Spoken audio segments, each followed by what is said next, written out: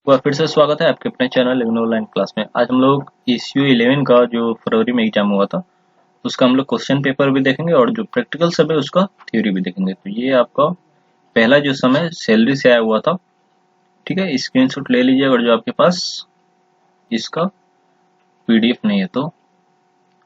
और यहाँ से थ्योरी का सब था और कैपिटल गेन से आया था, जो कि हम बताए थे पिछले बार कि ये इस बार के लिए इम्पोर्टेंट है, वो भी आया हुआ था, ठीक है। और ये जो थ्योरी आप देख रहे हैं ये सारा कैप्सूल का जो वीडियो है, तो इसका आप स्क्रीनशॉट ले सकते हैं। तो कैप्सूल वाले वीडियो में ये सारा चीज था, सिर्फ इसका नहीं था। एग्रीकल्चर इनकम और पार्टली एग्रीकल्चर इनकम, तो ये नहीं था थ्योरी में, ठीक है। और इस बार के एग्जाम के लिए भी जो चीज जरूरत है वो चीज हम आपको बता चुके हैं क्या क्या आने वाला है। तो चलिए यह प्रैक्टिकल देखते हैं इन सबका।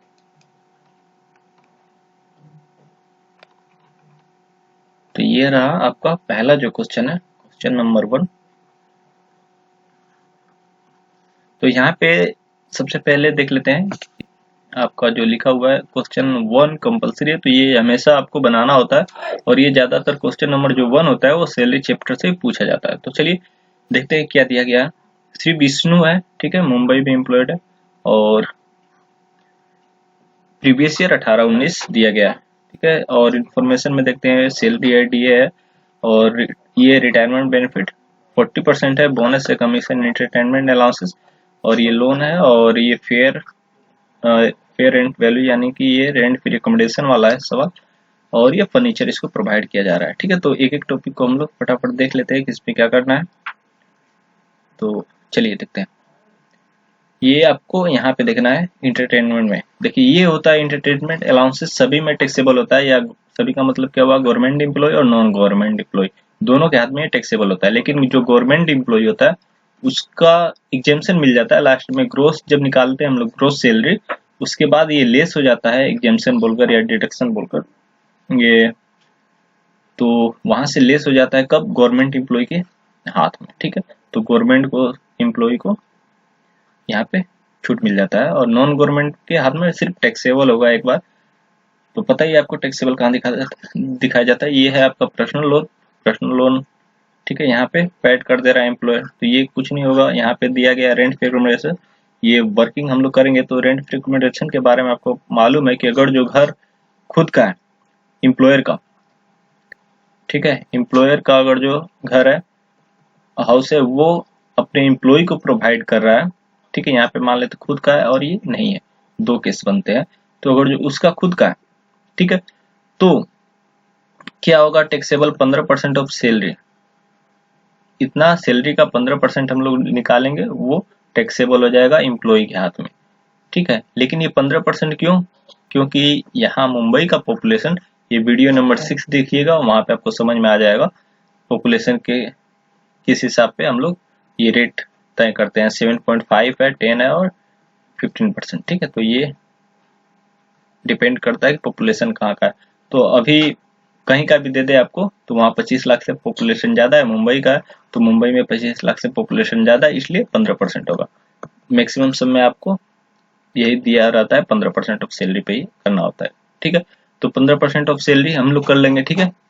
यहाँ पे देखिए लिखा है फेयर रेंट, तो ये कंफ्यूज करने के लिए दिया गया है। अब दूसरा केस क्या होता है, एक तो बता दिए कि अगर जो ये खुद का है, ठीक है, ऑन बाय एम्प्लॉयर है, अगर जो इसका नहीं है, ठीक है, ये रेंट पे एम्प्लॉयर क्या कर रहा है, रेंट पे लेकर अगर जो दे रहा है अपने एम्प्लॉय को हाउस, तो क्या होगा, यहाँ पे 15% ऑफ सैलरी, 15% ऑफ सैलरी, या तो जो रेंट पेड कर रहा है, रेंट पेड बाय एम्प्लॉयर, ठीक है, इन दोनों में से जो कम होगा वो वाला हम लोग वैल्यू यहाँ पे एम्प्लॉय के हाथ में टैक्सेबल कर देंगे। समझ में आ गया। और जो वैल्यू दिया गया फर्नीचर का, अगर जो फर्नीचर प्रोवाइड कर रहा है एम्प्लॉयर, तब क्या होगा, दोनों ही केस में 10% ऐड कर लेंगे वैल्यू ऑफ फर्नीचर, ठीक है। यानी कि आपका जो ये 2 लाख का फर्नीचर दिया गया है, तो 20,000 रुपया क्या होगा इसमें हम लोग ऐड कर लेंगे, ठीक है। 2 लाख का कितना, 10%। आप लोग एक बार देख लीजिएगा, मेरे पास तो असेसमेंट ईयर 17 और 18 का, प्रीवियस ईयर 17-18 का बुक है, तो अभी यही सब रूल है, ये सब जल्दी चेंज नहीं होता है, एक बार आप लोग अपने बुक के अकॉर्डिंग भी देख सकते हैं। ठीक है, अभी क्या, तो ये सब हो गया। ठीक है, अब हम लोग चलिए सम में चलते हैं। तो आपको फॉर्मेट जो बनाना है इस प्रकार से बनाइएगा तो आपको अच्छे मार्क्स मिलेंगे। एसएससी कौन है? श्री विष्णु। स्टेटस क्या है? इंडिविजुअल। स्टेटस क्या होता है? ये देखिए एक पर्सन है तो यहाँ पे हम लोग इंडिविजुअल लिखे, और जो किसी कंपनी या फर्म का यहाँ पे नाम होता, ठीक है, मान लेते हैं रवि एंड कंपनी होता, ठीक है, तो यहाँ पे लिखते हैं हम लोग इंडिविजुअल के जगह पे कंपनी। ठीक है, प्रीवियस ईयर ये 18-19, और उसके बाद आपको पता है 19 यहाँ पे आता है, और 20 यानी कि 19-20 इसके बाद वाले ईयर में असेसमेंट ईयर हम लोग करते हैं। ठीक है, तो यहाँ पे आपको पार्टिकुलर लिखना है और यहाँ पे रुपीज का साइन। तो कंप्यूटेशन ऑफ यहाँ पे आपको लिख लेना है computation of taxable salary of Shri Vishnu. Basic है DA, commission, bonus, rent free accommodation और एंटरटेनमेंट अलाउंसेस। हम क्या बोले, एंटरटेनमेंट अलाउंसेस जो होता है वो हम लोग यहाँ पे टैक्सेबल दिखाएंगे। ठीक है, तो बाकी सब तो आपको पता ही है, सब होता है, पूरा का पूरा लिखते हैं। यहाँ पे डीए पूरा लिखा जाता है। ठीक है, रिटायरमेंट बेनिफिट जहाँ पे हम लोग वर्किंग नोट करते हैं वहां पे हम लोग देखेंगे, उसका काम यहाँ पे आता है। रेंट फ्री अकोमोडेशन हुआ या कुछ भी अलग है तो वहाँ पे रिटायरमेंट बेनिफिट वाला जो डीए में आप ये देख रहे हैं यहाँ पे 40% उसका काम आता है, तो इसको भी हम लोग समझेंगे अभी। तो यहाँ पे सब कुछ हो गया। ठीक है, तो इंटरटेनमेंट अलाउंसेस गवर्नमेंट का एम्प्लॉय तो भी यहाँ लिखेंगे, नहीं है तो भी। गवर्नमेंट एम्प्लॉय हुआ तो यहाँ पे जैसे ग्रोस सैलरी निकाल लेते हैं, उसके नीचे से ये माइनस कर लेते हैं। ठीक है, एंटरटेनमेंट अलाउंसेस इतना का एग्जाम्पशन मिल जाता है। चलिए, तो अब हम लोग क्या करते हैं, चलते हैं इसके वर्किंग पे, रेंट फ्री अकोमोडेशन के। तो हम रेंट फ्री अकोमोडेशन के बारे में अभी आपको बताया क्या, इसके लिए सैलरी का कंप्यूटेशन करना होता है, सैलरी निकालना होता है। तो सैलरी में क्या आ जाएगा, सब कुछ आ जाएगा, सिर्फ परक्विजिट को इंक्लूड नहीं करेंगे। ठीक है, परक्विजिट कोई भी हो इंक्लूड नहीं होता है। तो basic DA, entertainment allowance, commission, bonus ये सब कुछ लिख लेंगे। और देखिए यहाँ पे डीए 40% ही सिर्फ आएगा, ना कि पूरा 100%। जैसे यहाँ पे 60,000 था, ठीक है, यहाँ पे 60,000 है, तो 60,000 का हम लोग सिर्फ 40% ही यहाँ पे लिखेंगे। देखिए सैलरी किस लिए हम लोग निकाल रहे हैं, रेंट फ्री अकोमोडेशन के लिए। क्लियर, तो यहाँ पे आपका जो टोटल आएगा 3,95,000। ठीक है, ये 3 लाख और ये टोटल 95,000, 3,95,000 आ गया। तो अब देखिए calculation of rent free accommodation निकालेंगे, तो 3,95,000 का 15%। 15% क्यों, क्योंकि ये मुंबई में है, तो जिसका पॉपुलेशन 25, जिस स्टेट या शहर का आपका पॉपुलेशन जो होता है वो ज्यादा है, अगर जो 25 लाख से, तो वहां का आपका 15% कैलकुलेट किया जाता है। इसको और अच्छे से समझने के लिए आप हमारे प्रीवियस वीडियो देख सकते हैं, वीडियो नंबर 6 है डे वाला। तो यहाँ पे आपका जो आ जाएगा, यहाँ पे आएगा आपका 15% हो जाएगा 59250। ठीक है, 15% कैसे निकालते हैं, देखिए अब कैलकुलेटर कुछ कर लीजिए, भूल जाइएगा तो आप इस प्रकार से निकाल सकते हैं।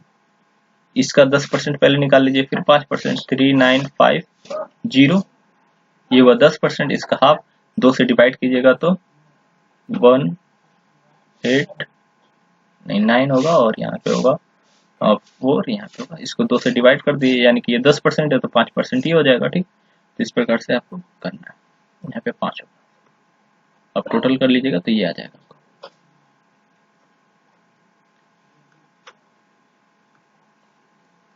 तो यहाँ पे हम लोग का आया